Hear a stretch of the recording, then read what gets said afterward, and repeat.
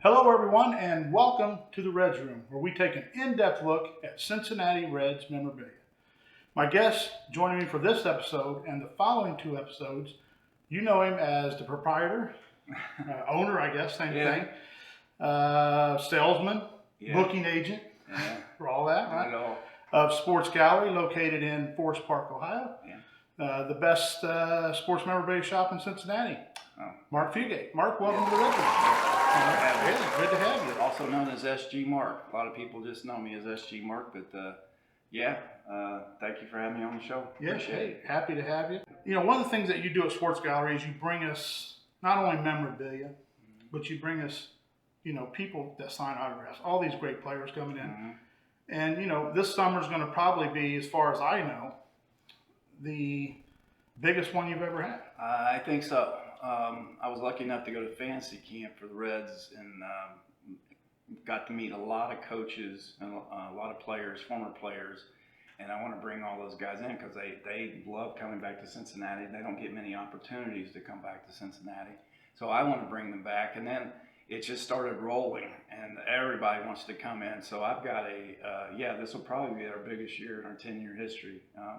It looks like we'll probably have 30 plus guests this year. Wow, that's amazing. Yeah. And all former Reds players? All former Reds, because that's what I want to see. Yeah, absolutely. I love the Reds, and that's the reason why I do this and why I bring the players in, because I want Glenn Braggs in, and I want to bring Jim Maloney in, and I want to bring Johnny Bench in, because I love these guys. Absolutely. And I want to see them. The fans want to see them. And really, if it wasn't my love for the Reds, I wouldn't even do this. Yeah. But I've always loved this team. I've loved everything about it, and I'm just excited to be able to bring the players in for the fans to see. Well, and we're all very thankful for what you do. Thank you. We know you work hard, and we're definitely looking forward to it. So, summer of 2020, get down to Sports Gallery. How can people reach out to you if they need to? Well, they can follow us on Facebook, where we have almost 10,000 people following us on Facebook. That's a great place to follow exactly what we're doing. But you also, if you got an email, you can go to our website, cincysportsgallery.com, CINCY sportsgallery.com. If you can't remember that, just search Sports Gallery. We're the first thing that pops up. Click on it, you go straight to our website. At the bottom of the first page, just enter in your email, say yes, it'll send you an email, and when you get the email, just open it up and say, yes, I want to be added to the mailing list.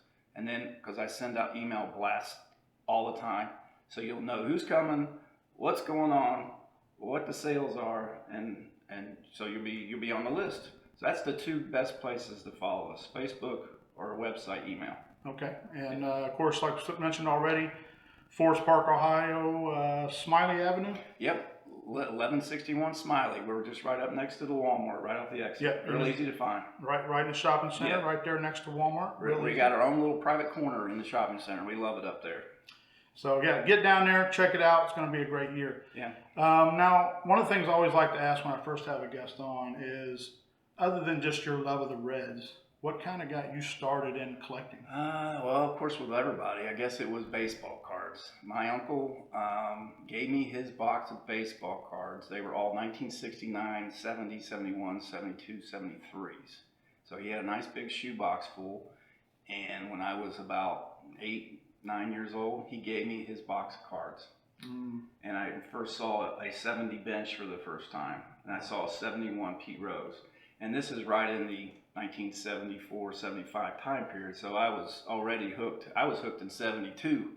I remember running home from school to be able to watch the World Series on TV because it was an afternoon game. In Game 7, I cried like a baby when they lost that game. I could not believe that we lost the 72 World Series. I still can't get over that, as a matter of fact. But and then not to go back in 73 and got beat by the Mets 73, didn't go back 74, then we finally 75. But that box of cards that my uncle gave me, basically, that was it. And then in 75, I started riding my bike to the little local convenience store and buying packs, or finding empty bottles and trading them in so I could get a pack of cards. And I started with the 75 tops. And that was really the first packs of cards that I remember opening. And opening that for the first time, the colors of those cards. And it's just incredible. I thought, oh my God. And they reminded me a lot of the 72 set, which I really loved. My uncle had the 72 cards. but I'd never seen a 72 Pete Rose or a 72 Johnny Bench. I didn't have any of those. But when I first got my first Pete Rose card from '75 with that star on it, and the colors, I mean, I was hooked. Oh, yeah. That was it. That was it. Yeah, so and that's kind of how so many of us started was with baseball cards. And I don't know why that is such a common thing. I guess because that's all we had. Yeah, you didn't think about collecting this stuff back in the 60s or 70s. I mean, we didn't even know this stuff even existed. All we knew was baseball cards, or if you got lucky enough to go to a bookstore, because I can remember riding my bike down to a bookstore in Middletown. You know, Pete Rose was there signing. Yeah. And I can remember going, it was free autographs. You just walked in, and like, oh my God, Pete Rose is in the store and he's signing autographs. And you just waited your turn and you walked in, and if you had a little picture or if you had a program or you had Pete Rose sign it, and then you rode your bike home with your item. And that's what I did. It was like a mile from my house. Yeah. And you know, all this stuff, of course, you know, we may have seen these caps and some of this stuff on this table, but we didn't know it was collectible stuff at the time. No, you just seen somebody was wearing or was selling or whatever. Never even considered this kind of stuff. Right. No, never did. Yeah. Well, you know, that's certainly the cards are the one thing that seems to always connect us all. It's cards. And we grow from there. Some people just stay with cards their whole life. Yeah. I love cards. Yeah. I mean, I have some cards and I love them, but I love the trinkets and as we have here, Crosley Field related items that we're going to talk about. I love the history of Crosley Field. I love the history of Powell Crosley. So anyway, we've got some Crosley Let's stuff look here. at some items here. Exactly. We're going to look at Crosley items, little trinkets and whatnots. So let's start with right here to my right.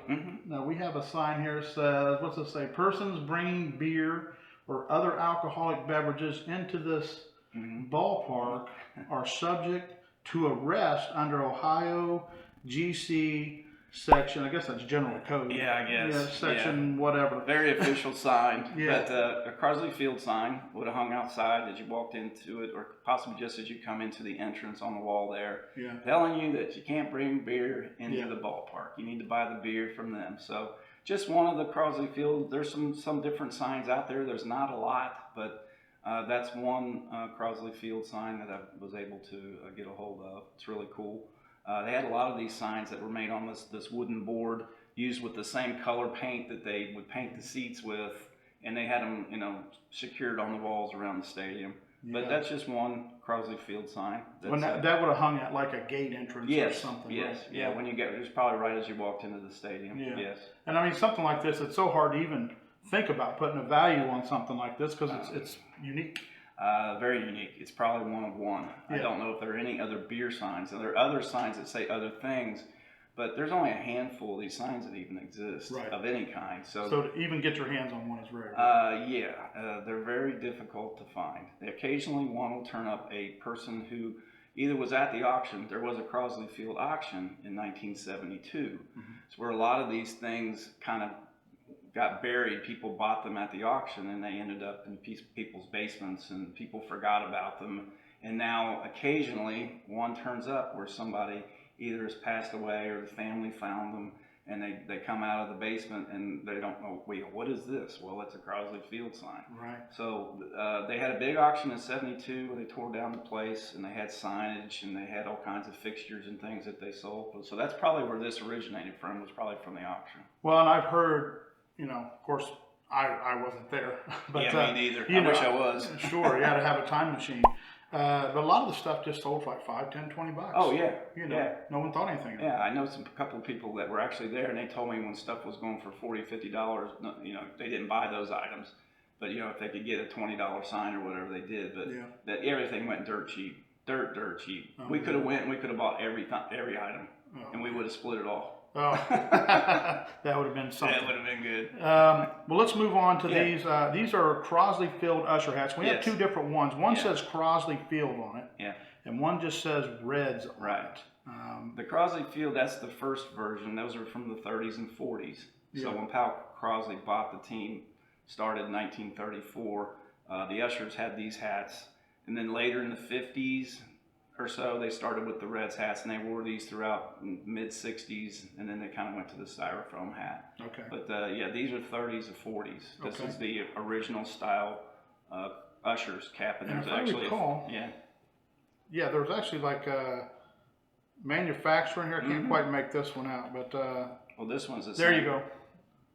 Fetchheimer Brothers Company in Cincinnati. So it was a, not that you can really see that, but I'll bring it up on the screen for sure. But yeah, so these were made in Cincinnati Yeah. for the ushers, and these, you know, finding these is really difficult, but also finding them in really nice shape is extremely difficult. You see some of these that You can also see a chin strap on here. Also. Yes. Yeah. So yeah, I guess if they had a windy day, you could have strapped them on, I guess, and to keep them on your head. But yeah, the ushers, and there's a photo here from, I think it's from 1934. I can't remember now. It's a very early, 1939. Yeah. Of the ushers at Crosley Field wearing this style cap. I love finding photographs from Crosley of items that I have. Like if I could find a photo of this sign, finding a photo of the guys wearing these hats, I love to put photos with it to try to put together, okay, when did they actually wear this hat? You're right. And I've found many photos of them wearing this style hat. I'm not sure that I've actually found a photo yet of this style, but I'm sure it's out there. It's probably in books, but I've not really paid attention. I always like trying to find a real photograph if I can. Yeah. But they're hard to find. There's not many of them out it's there. really neat how there's 4 of them there standing there, you know. It's a great picture. Yeah, you can tell. I mean, it's like that was a big deal for them to be ushers. That's what's really cool about that photo. Yeah, and they dressed them to the hilt. They were wearing suits. They got vests. They got blue. They had blue pants. I mean, they were dressed to kill. Yeah. I mean, they were fancy. And then over here on the end, we have one more of the styrofoam hats. That's the styrofoam. Now, this one happens to be from 1969 because it's got the 100th logo, 100th anniversary logo on the side. So you can date this one. Actually, it says 1969. But this was a styrofoam cap. Yeah. So it just had rubber bands inside of it, and you just stuck it on your head.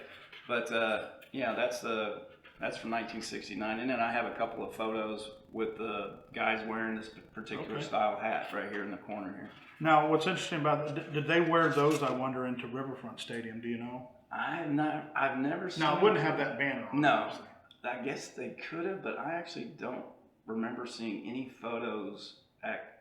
I don't think so. Okay. I think that like 1969 might have, or well, 70, I guess, because they were there till June of 70 at Crosley Field.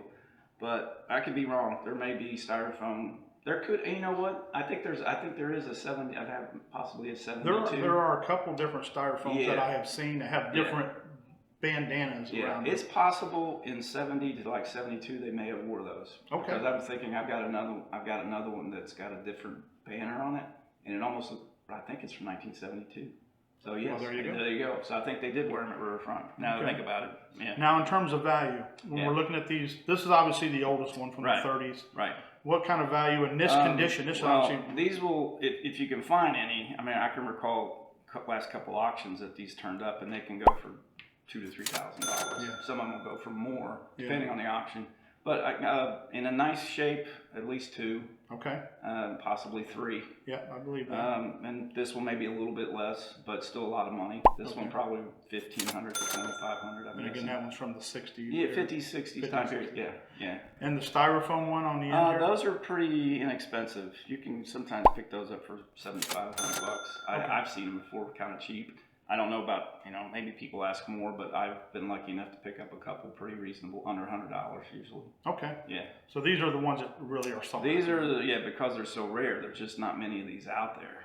Yeah. Then on the front here, we have a couple, looks like pen back pens of some sort. They're security badges. Yeah. Oh. So that's actually a picture of a security guard in the 30s, but those are security badges. One's for a hat.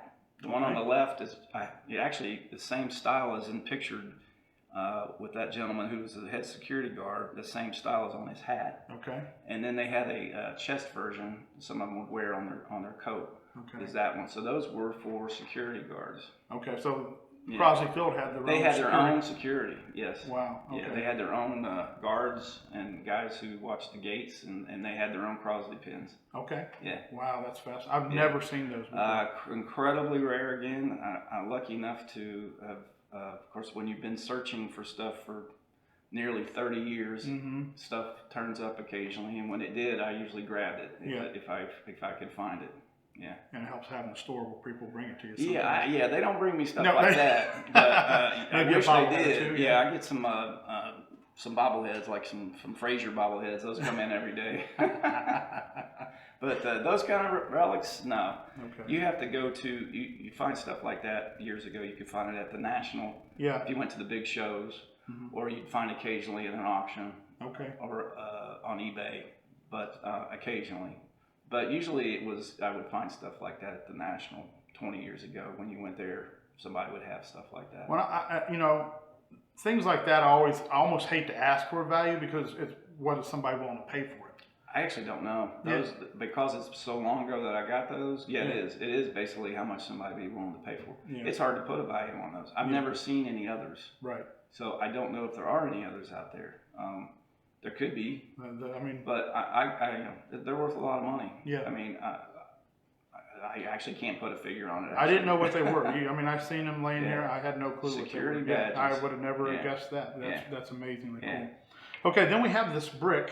Yeah. And I've seen a few of these, but yours is like it's inscribed or written on it. It says, very unique. Let's see what it says here. Crosley Field, right field bleachers, April 7th, 1972. It looks like somebody kind of like straight chiseled or etched. something. I'm not sure how they did it, but what I thought was so fascinating about that is I've seen bricks from Crosley Field, and people say they're from Crosley Field, and they've got the little, sometimes they put a little plaque on from back in the 70s when people went and got their own little brick. But somebody took the time and chiseled out when they got it and where it was from, because it's from the right field stands. They wrote that on there, and they got it in 1972. Yeah. But they put that on the brick, which I thought was amazing, and thank you for doing that. Yeah. Because now I know exactly where the brick came from. Yeah. I know when they got the brick, and it kind of helps authenticate it. I think so. They had amazing foresight to do that. Yes. For that time especially. Yeah. And I know bricks can vary. This one I think is kind of special because of the engraving on it. But I think most bricks of Crosley Field can be bought in the $200 to $300 range. Right. And that one, I got to say, maybe $500 or something like that. Maybe more to the right guy. But it's not for sale, just so you know, people. So don't send me saying you'll take the brick for $500. Yeah, nothing for sale. We just discuss value. So if you see something similar, they might. If you see a Crosley Field brick out there and somebody's got $200 on it, that's a fair price. So if you know the guy and you know the history of the thing, that's important, is knowing who you're buying from and how they obtained this stuff. Because anybody can grab a brick and say, "Oh, this is Crosley Field," but if you have a history and know the person and where and how they obtained it, and if it was something that they were at the auction and they could tell you how it all went down and they went out and got their own brick, the history of it, it's important. So if you're going to buy something like that, just be careful and know who you're buying from. Yeah, the most important thing I think in authenticity is the provenance and the I can't think of the word I'm looking for, but like the lineage. Yes. That's what I'm looking for, the lineage of the item. Yeah, and if someone can, they don't have it written down, write it down. Tell us the story, write it down, have the person sign the letter, so you have a history of where this item came from. Okay, this belonged to such and such. He worked for the Reds in 1956, 57, 58. He was a security guard. I wish I had that. Yeah. And this was his badge. So, if you can get that history, write it down, have the owner sign it, so you know where it came from, and then down the road, the story will stay with the item. That's right. It's very important. Yeah, and that's a very knowledgeable thing to tell people to do. Track the history of something. Yeah. And that's one of the things that, just while we're on that little subject, that I like to do with this, because this video, 30, 40 years from now, when we're probably long gone, hopefully not. I probably will be. Yes. I think I'm a little older than you. A little, yeah.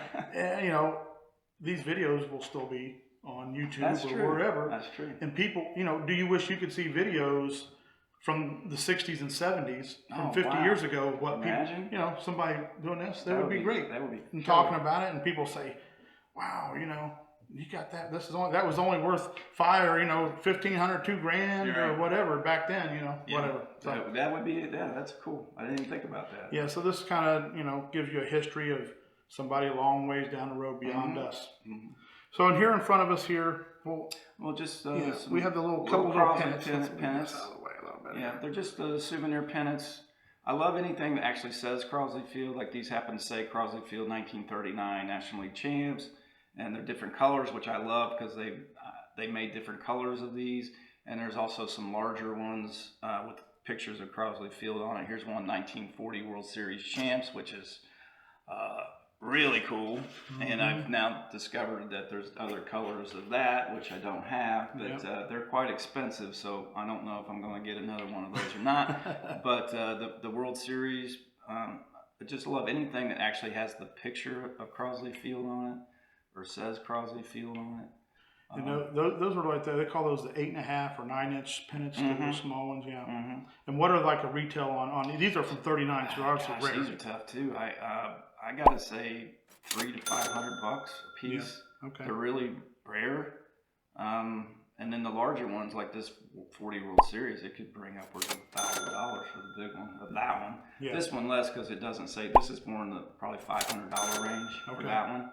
But the one that says 1940 World Series, I mean. Now here's something. I have this pennant in this color. Wow, yeah. They came in, I've seen the blue variation of that. I've seen the red and the green variation of that. And I think they call these 3/4 pennants, and by that, they're not the full size, they're 3/4, so they're like in the 22 to 24 range or something like that. See another one. This is an Eleanor. Who is this again? Is it Ellen? Ellen. Yeah. Ellen I think Crosley. it was Pal Crosley's niece, I believe. Yeah. If I'm thinking right. But it's a pass. Or basically a pass to get into Crosley Field, 1941. So you could have went, and it's actually signed on the back, Ellen Crosley on the back. I guess I'm sure you'll take a picture of that. Yeah. But it tells you that the person who owns this is entitled to get into the Crosley Field, and they didn't have to pay to go to the games, and they probably had a real nice seat down close. Oh yeah, for sure. So this was a pass to get in and belong. I love that it belonged to It's like a cardstock. Yeah, it's just a thick cardstock. So this sometimes they were fancy or like silver, but I don't think they had silver at that time. They were probably silver in the 20s and 30s or teens or something. But and I've seen some of the lifetime passes that are like metal or. But this one would just belong to Ellen Crosley. Very cool. Yeah. Very cool item. Yeah.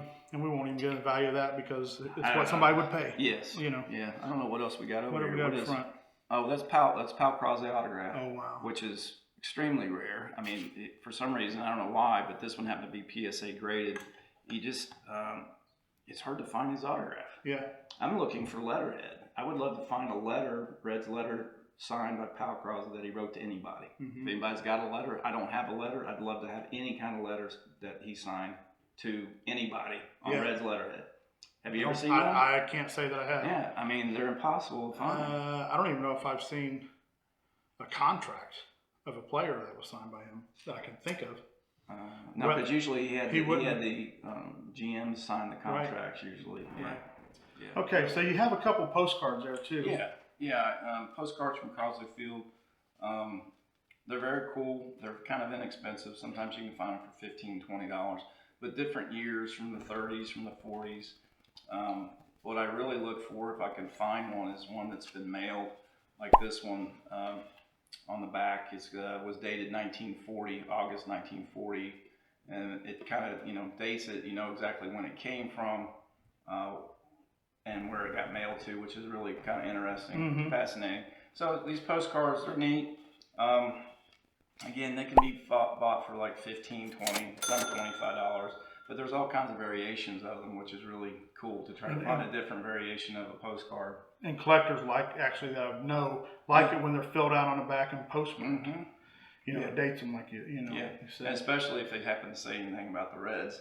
Like if they went to the ball game, they said, "Oh, we went to the game." If you can find one that says something like that on the back, it's like, wow, really cool. Yeah, really cool. Then Crosley Field sign here. Yeah, gate 19, number 19. Crosley Field sign. Some of them were plastic and some of them were metal. This happens to be a metal one that took me a lot of years to finally track one down. I'd seen quite a few of them over the years, but was never able to get one. But a couple of years ago, I finally got one. They're very unique the way they hang and how they hung in the wall out there in left center field. But an original. Number 19 sign. Yeah, very cool. And super rare to find again. I mean, pricing on something like that would just be, what somebody would pay. It's whatever someone will pay, but it's definitely 1,000 or more. I mean, you're probably in the $1,000 to $2,000 range would be my guess, if you could find one. If you can find one. If you can find one, yeah. And last out here, we just got a few little little pins. Yeah. The little trinkets, which is interesting about these is they're still attached to their original paper. So when you went to and they say Crosley Field on them, so a souvenir of Crosley Field. So it was a pin. This one says CR for Cincinnati Reds, but I love trying to find those original souvenirs, how they were sold. Yeah. And those have the original paperbacks. And this one in the middle, the tiny one, it's actually got a picture of Crosley Field on it. It says Crosley. Yeah, if you look, it's actually like the picture like this that's on the pennant. The same picture is on this little teeny tiny pen. Wow. And it's still wrapped up in its original, how they sold it back in the day. That's amazing. Yeah. And that would have been just at a stand or something, I guess. Yeah, they could have been right outside, or they could have been inside. As you went in, they could have probably had a little souvenir stand, and you probably bought them inside there. And the value of something like that still on there? They're going to range 75 to 150 area probably. They're not real high, but again, they're really hard to find. You don't find them very often, but I picked up a couple of those were in the $75 range. Okay. But you just have to, if you see one, grab it quick because it's not going to last. It's going to go real quick. Yeah. Now, one thing before we finish up here, I hope you enjoyed this. You got to see some really. Oh yeah, I almost forgot. We don't want to forget Powell. Yeah, don't forget about Powell. Yeah, Warren Giles. This is an original sign from Crosley Field. These hung underneath, above the concession stand area. So when you went in there, they had all these pictures of former players: Gus Bell, Wally Post, Ted Kluszewski, and this was one that hung there as well. I think the Reds Hall of Fame has a couple of these upstairs. I think they may have Wally Post. But some of them are cut in real strange angles because they were going underneath the stands of the stadium, and so the ceiling was kind of an odd shape. Okay. And so they filled in those gaps around the concession stands with these. They're just on a thick board. They all have the same gray material on the back. I've seen several of these, so they're out there. There's not a lot of them out there. This is the only Powell Crosley one I've ever seen. Okay. But yeah, there's old Powell. And I love Powell because he basically saved this franchise. If Powell hadn't stepped in and did what he did in 1934, it could have been the Florida Reds, it could have been the New York Reds, and they were gone. The team was bankrupt and they were about to leave, and this gentleman stepped in and saved the day, to say to speak. And we may not have had the Big Red Machine if we had left town. But that's why I admire Powell Crosley, not only for the radios that he did, you know, the cars that he made, WLW that he started, the little transistor radios that he made for people to be affordable. The guy was amazing. Yeah. He even did airplanes. He made airplanes for a while. Refrigerators, TVs, just incredible businessman who had a great insight. The night games, the first night games, I mean, he just came up with all of these ideas. He's an inventor. I love that. And I loved him and what he did to save the Reds franchise for all of us here in Cincinnati. Well, he was a true Cincinnatian. He loved Cincinnati. And, you know, I think really the history of the Reds has just had nothing but owners who love Cincinnati. Yes. You know, true. And so we've been pretty fortunate for that. Yeah. And that's a great piece. And I don't know, again, so rare. I can't even put a price on that. I don't know. And, you know, amazing, just an amazing photo. Yeah. Great piece of history from Crosley Field. Yeah. So I get a lot of suggestions as we close out here. I hope you enjoyed seeing all these trinkets. Thank you for sharing them with us, Mark. You want? But I got a suggestion from Russ Helber that had mentioned, hey, why don't you take questions and then ask your guest? Well, the way I produce these, it's kind of hard to do that. So I kind of came up with another idea, and it's like, how about something you didn't know, where I ask a question and you answer it however you want about anything. Or don't answer it at all. Plead the fifth. I don't know. As simple as that. Okay. So the one thing that, you know, Mark and I share, and we've known each other about 10 years. Yeah. Because about the time you opened up your store in Westchester. Yeah. Not only do we share our love of the Reds and collecting and all that, but when you have the time, he's also a big fan of going to the cinema, you know, to see a movie. Love movies. And it's, you know, the experience you get in the theater, you can have a great setup at home, but the cinema experience is always just something special. Absolutely. And so my question would be, who's some of your favorite actors and actresses? Oh my gosh. Boy, that's a tough one. I thought you were going to ask me movies. That'd probably be who are some of my favorite actors and actresses. So I love so many. I'm a movie buff, so I love most of movies. I mean, I went and saw all of the Academy Award movies. Actually, the only one I still haven't seen yet is Little Women, which I'm still trying to. Yeah. But I've seen all of the others. 1917 to me was absolutely amazing. Great. Flick. Parasite was a good flick. I don't know why it won Best Picture, but it was still a good flick. Joker was a great flick. Ford versus Ferrari, I loved. Yeah. I don't know. It's hard for me to place a favorite.